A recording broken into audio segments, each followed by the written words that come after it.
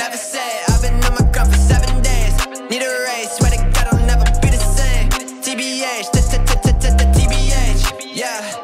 What's mga Lodi Cakes? Welcome back ulit sa channel natin. Mentor Neil here. So ngayon ay meron tayong pag-uusapan about sa current strategy or isa sa mga strategy na napapansin ko with cryptocurrency, no?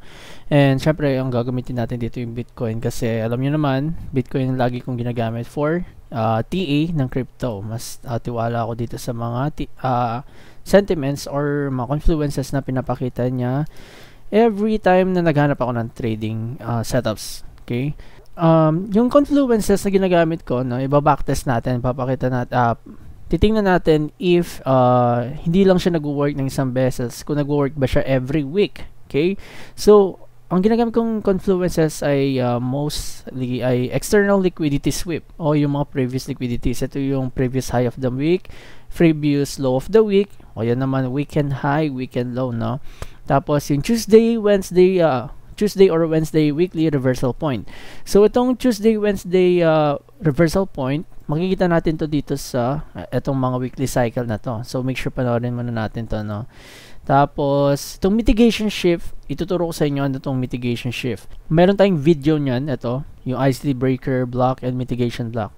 So basically, kapag sinabing mitigation shift mga lods, ito yung something na walang field swing pero may shift in market structure. So for example, downtrend yung market, tapos biglang nag-pump ng konti, tapos nag-pull back sabay pump. So kung makikita natin, ito yung lower low natin, pero ang nangyari is hindi na-sweep ito. So nangyari is nagkaroon siya ng shift in market structure dito, pero field swing ang tawag dito. Hindi niya na-sweep to bago nag-reverse. Pag if ever man na na-sweep niya to bago mag-reverse, hindi na siya mitigation shift. Isa na yung market shift structure, no? So, itong mitigation shift is medyo risky, no? Kasi ang mostly scenario na kapag ganito na for example, malakas yung downtrend, nagpump ng konti tas ganyan, may chance na still downtrend pa din yung market. Kumbaga, ano lang to, fake pullback na tinatawag. Magkakaroon lang tayo ng ng rejections dito or magkakaroon tayo ng liquidity sweep bago mag-trend continuation. So, may mas risky siya sa compare sa mga merong liquidity sweep, which is yung, for example, ito yung last lower low natin. Pag bumagsak yung market ng ganyan, nag-reject, nag-shift yung market structure, mas maganda yung ganito kasi at least masasabi natin na meron tayong nakuwang liquidity na nagpa-boost yung price to the upside or to the downside, no? Tapos Fibonacci retracement, syempre di mawawala yan, and ngayon meron tayong Fibonacci video, and ang mostly main time frame na gamit ko dito is 1 hour time frame, no? So itong strategy na to, hindi naman siya ito yung main na ginagamit ko. Pagdating sa Bitcoin or sa crypto, ito yung mostly na nakikita ko na pwede nating idagdag sa ating trading strategy. So, ang strategy na to mga lods ay usually kailangan meron tayong external liquidity sweep. And yung external liquidity na yan, hindi siya all the time natatamaan. That's why natinawag siyang external kasi kung titingnan natin itong sa loob ng box, for example, ito yung time frame na yan. Ito yung external natin kasi ito yung kumbaga nasa pinakalabas and ito yung point na kung saan nag-reverse yung market. Hindi siya basta-basta binabalikan. Itong mga maliliit na to, itong mga maliliit na swing na yan, yan yung mga internal liquidity natin. So, once na matamaan yung mga external liquidity natin, once na makita natin na meron tayong sweep sa external liquidity, yun yung parang once in a while pagkakataon na pwede nating hanapan ng setups. Okay? So, ano lang to, dagdag strategy, no? Dagdag setups pag nagtitrade tayo ng crypto.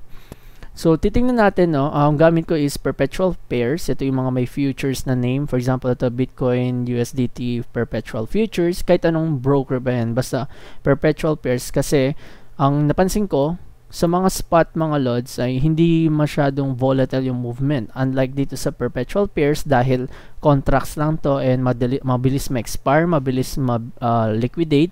yung long shorts, mabilis lang ito ma-close, nagkakaroon ng volatility. That's why mas maganda yung mga sweep nito.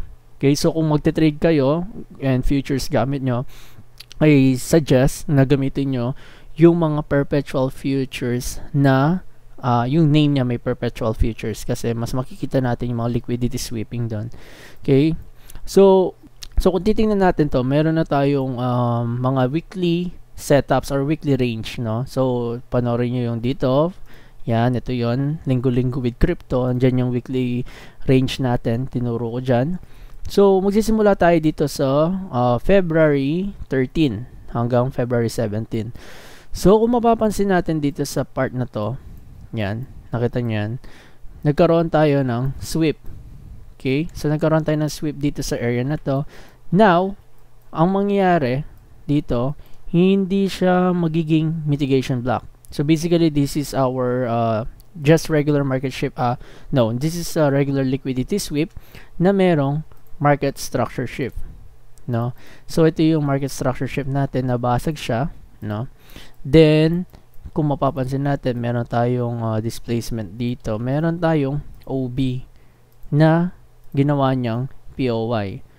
Ang hindi kagandahan dito sa ganitong setups mga lods ay kung mapapansin natin, kasi 'di ba, ilang beses ko sinabi sa mga YouTube channel natin ay kapag meron tayong POI, always nating wini-wait or inihintay yung mga candle price action natin na mag-close muna bago tayo mag-enter ng position, kasi kung mapapansin nyo, napakalaking bear candle to. Hindi natin sure kung talagang magre-reject lang ba to sa OB natin or mababasag niya tong mismong OB candle and magko-close below this OB. Kasi pag once na nangyari yon, then invalidated na tong OB, pwede na siya maging breaker OB sa downtrend. Okay, so kung mapapansin natin dito, hindi ko to for sure ma-anticipate. After niyang kunin yung previous low of the week, which is ito, Friday to, diba? Yan, Friday, sell side liquidity natin yan. After niya ma-sweep, nagkaroon tayo ng shift in market structure, nagkaroon ng pump, then retest, manipulation during New York time to, 6 AM, no? Then, nagpump yung market. Okay, so yung oras ko dito, oras to ng Canadian time zone yung gamit ko. So, kailangan yung sa inyo, i-adjust nyo na lang yung time zone nyo, no? So, ayun, sa 1 hour, hindi natin ma-anticipate to kasi nag-close yung market above the OB, pero masasabi natin siyang rejected. So, syempre, kailangan transparent tayo dito. Ang magiging entry point nyo will be this area. Okay, kasi dyan nag-close yung market eh. Then, for me, napakahaba ng stop loss dito. Hindi ko siya masasabing goods, no? Hindi ko siya masasabing okay na maging trade to. Pero, kung titingnan natin, meron na tayong 1:2.4, no? Kung okay sa inyo yung ganung risk to reward ratio, then go nyo to, no? Pero for me, it's risky. So, for sure, hindi ko ma-anticipate itong part na to. Okay, so tingnan natin the next week. Dito sa part na to, ito, na tamaan niya itong mga buy-side liquidities. Pero, kung mapapansin natin, no, tingnan nyo yung mga buy-side liquidities na yan. Dire-diretso lang yung market pataas. So, wala tayong makikitang any setups dyan kahit sa lower time frame. Especially kung 1 hour time frame to, hindi tayo nakakita ng something na low volume. Kasi masasabi natin low volume yung market pag malilit yung mga candles tulad neto. Pero kung mapapansin nyo dito, napaka-tulin ng pag-angat niya. Okay? So, tingnan natin sa by next week. So, ito na yung next week natin, which is February 19, no? Kung mapapansin natin dito, ito yung previous high of the week. Okay? So, high of the week. Yan. Yan yung previous high of the week natin. Then, napakalaking external range liquidity to. Kung titingnan natin, by next week na to, from here, na sweep yung higher high of the week natin. So, kung titingnan natin dito, after niya ma-sweep yung high of the week, nagkaroon tayo ng shift in market structure dito. Diba? Tapos, meron tayong breaker. Meron din tayong FVG. Ngayon, kung tatanungin nyo ako, saan ba tayo dapat mag-enter ng position dito? Nakadepende mga lods, no? Usually, kapag merong mga quick retest, ang una niyang tatamaan is FVG. So, paano yung quick retest? Ito yung something na meron tayong candle, tapos nag-shift yung market structure dito. Tapos, sabay, yung candle, yung next candle niya, agad-agad umaangat. So, dito kung mapapansin natin, nagkaroon siya ng inducement. Ito. Muntikan na yung tamaan yung FVG. Actually, ito yung nag-create ng FVG. Kung mapapansin nyo, itong next candle na bearish na to, ayan, bigla lang siyang bumagsak, no? Then after that, nag-create lang siya ng nag-create lang siya ng mini redistribution, tapos bumagsak, then bumalik siya ulit sa taas, pero hanggang dito na lang sa breaker natin, no? So, kung for example, sabihin natin na late kayong nakapasok dito, nakita nyo na tinamaan to, hindi kayo nakapag-entry, bumagsak na yung market, huwag kayong mag-alala kasi dito papasok yung mitigation shift natin. Kung basically mitigation shift isa din tong trend continuation, no? So dito kung mapapansin nyo sa baba, meron tayong another break of structure, which is nag-form tayo ng another lower low. So i-loan lang natin to, no? Balik na natin. Kung mapapansin nyo, after nyo mag-shift dito, retest sa breaker OB, bumagsak siya, nag-shift in, break of structure, bumagsak. Merong pullback dito, pero kung mapapansin nyo, twice niyang binalikan yung breaker OB natin dito sa area na to. Nakita nyo? Tapos, meron tayong imbalance dito na maliit. Itong maliit na imbalance na yun, napaka-importanting factor din yan. Pero, syempre, hindi natin ma-anticipate itong gaps na to kasi kung pinsin nyo, weeks lang yung tinamaan niya, pero itong breaker OB pwede nyo ma-anticipate at the same time yung weekly opening price natin, no? Tapos kung pull out natin yung Fibonacci from here, ito yung displacement natin, kita nyo yung OTE natin sakto dito sa breaker OB na to, yan, no? So if ever na hindi kayo nakapag position dito sa ating usual structure natin, then pwede kayo mag-position dito sa breaker OB natin. Okay? Tapos, syempre, magiging profit natin for sure yung itong mga external liquidity natin, or hindi naman external, sell side liquidities natin, no? So, ayun, nakita natin na natamaan yung point na to, and ito yung tinatawag natin mitigation shift. Okay? So, tingnan natin sa mga next week. Dito, ito, isa pang mitigation shift. So, kung mapapansin natin dito mga lods, after niyang tamaan ito yung initial high natin. Kasi nagsimula yung week natin itong February 26, tapos March 3. So, February 26 to March 3. Kung mapapansin natin dito, meron tayong initial high of the week. Okay, so lagay lang natin at least BSL na lang.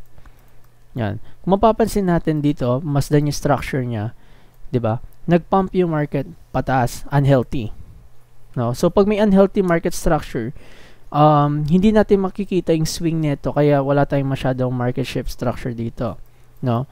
So kung titingnan niyo tong paint na to, up, down, tapos nag-up siya ulit dito, bumagsak, umangat, sabay bagsak. Ngayon, ano napansin natin? Dito sa part na to mga lods, makikita natin na after nyo mabasag yung kita nyo, after nyo mabasag yung structure dito, mark lang natin siya as break of structure, yan, or yan na lang para kulay red, no? So after nyo mabasag, nag-close yung candle below this market structure shift, meron tayong OB dito, meron tayong FVG tsaka OB. FVG dito, no? Tapos meron tayong OB. So pwede natin maging entry point to, pero for me, mas gagawin kong POY itong OB natin, no? Ito yan, gagawin natin POY itong OB na to, tapos mag-short tayo dito, ayan. Then yung siguro stop loss natin is just above FVG kung gusto niyo maging risky type trader, or ito yung pinaka napakalayo, 'di ba? So ito yung pinaka isang conservative SL placement natin is yung above the last swing. Tapos syempre hindi ko naman expect na magkakaroon ng ganitong kalaking candle, no? But kung pull out natin yung Fibonacci, syempre din tayo makakita ng for example from here to here, no? Makikita natin sa equilibrium, then at least siguro ito na yung pinaka best part here, o kaya itong part na to, which is yung 27 Fibonacci extension natin from here hanggang dito.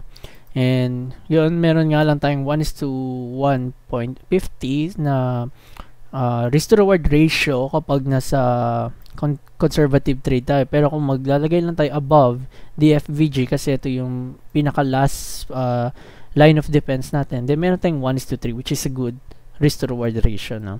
And hindi naman natin kailangan i-catch itong buong drop na to. Walang nakaka-predict ng ganyan, no? Hindi natin sure. I think nangyari ito, I'm not sure kung ano nangyari dito sa part na to. Pero who knows na mayroong magkakaroon ng ganitong movement. Ang maganda dito is at least nakakuha kayo ng partial or partial na itong drop na to kaysa sa wala, 'di ba? So mas maganda pa rin na mag-focus tayo sa ating POI to POI strategy level. Ay mali. Mag-focus tayo sa POI to POI level strategy, no? Dito sa week na to, March 5 hanggang March 10, wala akong nakitang shift. Kung mapapansin kasi natin dito, ito yung weekend high natin. So meron tayong weekend high, andito yung previous high of the week natin, but ang nangyari, makikita nyo dito, ayan, walang sweep na nangyari. So pwede tayo makapaghanap dito ng mitigation shift dahil walang liquidity sweeping na nangyari, okay? So kung mapapansin natin, titrace natin to, no, titingnan natin siya. Ito, sa part na to, nagkaroon tayo ng mitigation shift sa area na to. So i-point out lang natin, no, yan.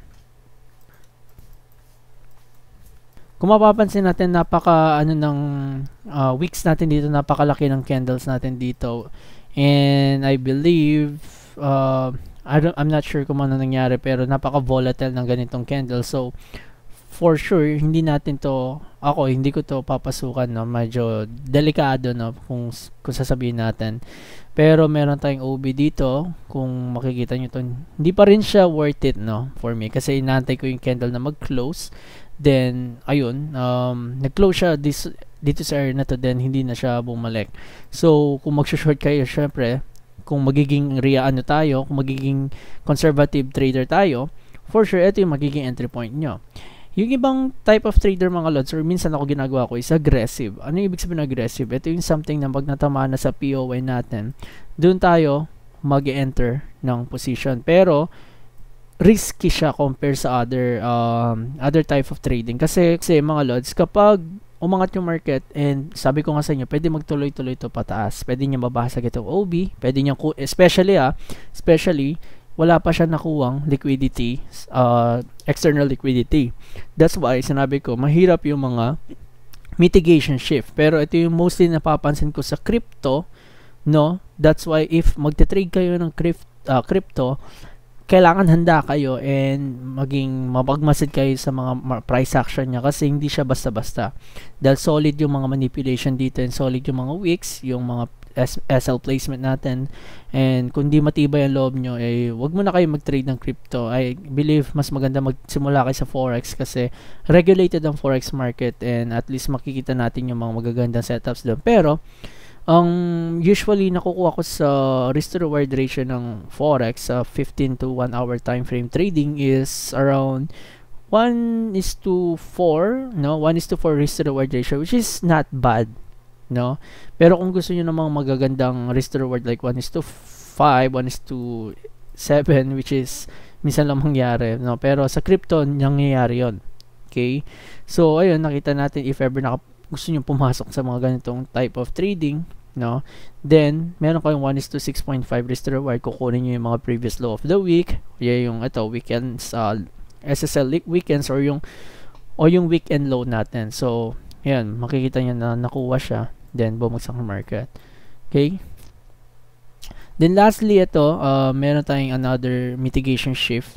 Kung titingnan natin dito, mga lods, itong SSL na to, zoom out natin. Ito yun, no? So meron tayong SSL dito, meron tayong SSL dito. Pero binura ko na yung sa taas kasi natamaan din naman yung sa baba. Kung titingnan natin mabuti dito, ayan, meron tayong movement na from here down, nag-pump, down, sabay nag-pump. Nakita nyo to, meron tayong market structure shift. Move natin yan. Ayan. So, nakita nyo, meron tayong failed swing na nangyari. Meron tayong external liquidity na natamaan. Then from that, ginawa natin yung OB dito. So, pwede natin kunin yung OB. And ito, mas maganda kasi bumagsak yung market ng nag-close sa loob ng OB. Although, risky siya. Bakit? Kasi, yung candle na ay napaka momentum. Pero I believe, we can call this as trap. No? So, nagkaroon ng retail traps dito. Then, nag-pump yung market. Humina yung momentum niya sa pababa. Hindi na nag-trend continuation. So, nag-pump yung market from this type of mitigation shift. Diba? So, nagkaroon ng external liquidity sweep. Pero, wala tayong hindi niya nakuha to. Nagkaroon ng failed swing. Then, shift in market structure. Tapos, meron tayong OB. Meron tayong OB na na-form dito sa area na to, which caused for market to pump. Siyempre, di naman natin kukunin ito.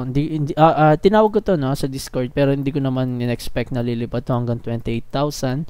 So, at least, mga around this area, 21.8, o kaya yung FVG dito, yun yung magiging target nyo, which is sobrang goods na mga lots na kung pull out nyo yung mga position nyo. Ayan, no? Kahit dito lang, meron na kayong 1:4, meron na kayong 1:7. Okay? So, yun yung isa sa nakita ko sa crypto market or sa, So, ito yung isa sa nakita ko sa Bitcoin mga lods na pwede natin i-apply sa other markets na crypto, no other pairs. And, let me know sa comments down below if nag-work ito sa inyo. And sa akin, nagagamit ko siya pero hindi palagi, no? Pero once na nakita ko na meron na tayong mga external meron na tayong nakita external range liquidities na na-taken out or na-sweep, expect ko na pag meron tayong mitigation shift sa 1 hour time frame, then I believe magte-take ako ng extra risk or titibayin ko yung loob ko na mag-enter ng position kasi based sa ating past history sa pagbabacktest natin, nag-work siya. Nagkakaroon tayo ng at least kahit hindi naman na nagkakaroon tayo ng at least mga pump na hindi naman natin kailangan makuha yung lahat no? Yung mga malalaking pumps or dump na yan. Pero at least meron tayong good risk to reward ratio setups if i-apply natin tong mitigation shift every time na nagkakaroon ng external range liquidity sweep. Okay? So, yun lang mga Lodi Cakes. No? Kung nagustuhan nyo itong videos na to, please click nyo na subscribe button and share nyo na rin to sa mga kaibigan nyo para makatulong tayo ng malaki sa kanila sa pagtitrade. And ayun, join nyo lang Discord natin if meron kayong mga tanong. Send nyo kami ng message sa aming official Facebook page which is nasa description link lang. So, yun lang mga Lodi Cakes. No? Maraming salamat sa panonood. Mentor Neil here, signing out. Peace.